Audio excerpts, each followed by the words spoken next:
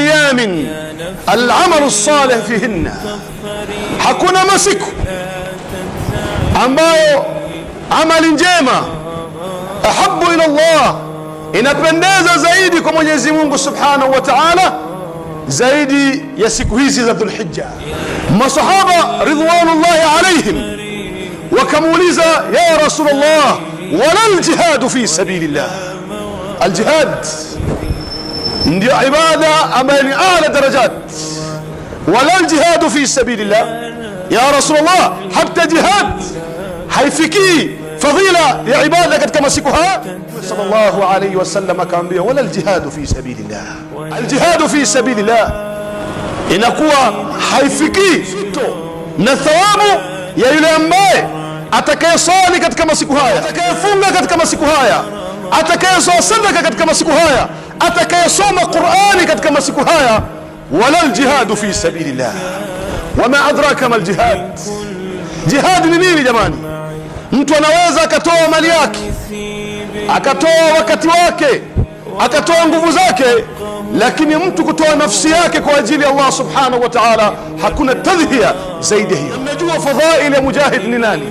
Allah Subhanahu wa Ta'ala anamsamehe yule mtu ambaye amekufa katika njia yake, damu yake inapotoka madhambi yake yote yanafutwa. Anapewa shafaa ya 70, watu 70 katika ahli yake, anapewa free pass ya kuingiza aljanna. Almujahidu fi sabilillah atapewa waqar, atapewa crown atakayevaa kwenye kichwa chake, ambaye ile crown atakayepewa yeye, ile lulu ambaye iko katika ile crown aliyopewa na Mwenyezi Mungu Subhanahu wa Ta'ala, crown moja ni lulu moja katika crown hiyo, taj khairu min ad-dunya wa ma fiha. Na huyo mujahidu fi sabilillah anaepushwa na adhabu al-qabr. Lakini yote haya katika masiku haya hayafui dafu, hayawezi kulingana. Haya masiku amali njema ni bora kuliko hiyo.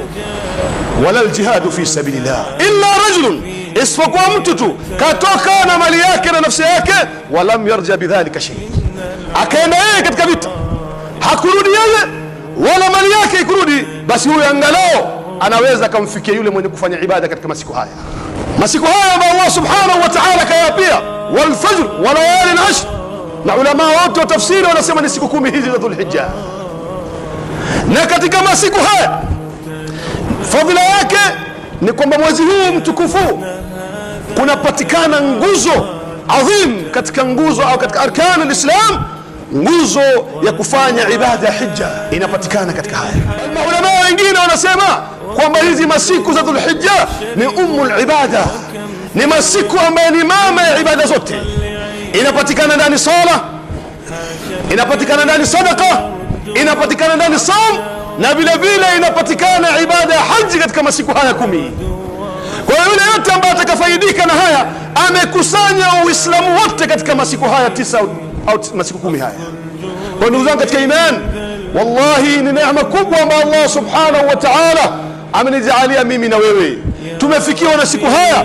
Wale ambao Ramadhani walikosea wakawa na upungufu, taksir nyingi nusura katika Ramadhani, basi haya masiku ilikuwa ni nafasi ya wewe kusuluhisha yale makosa uliyofanya katika mwezi mtukufu wa Ramadhani. Masiku haya sala yake, Ijumaa yake ni bora kuliko Ijumaa za mwaka mzima.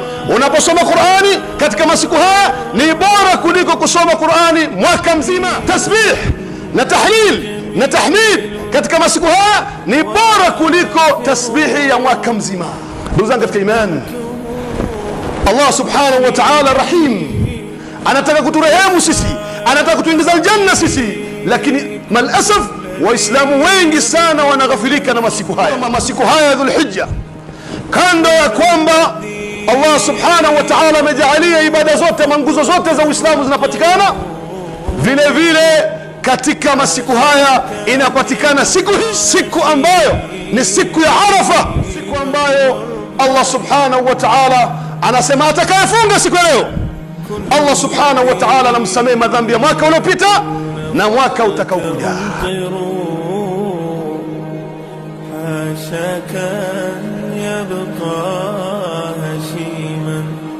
مربعي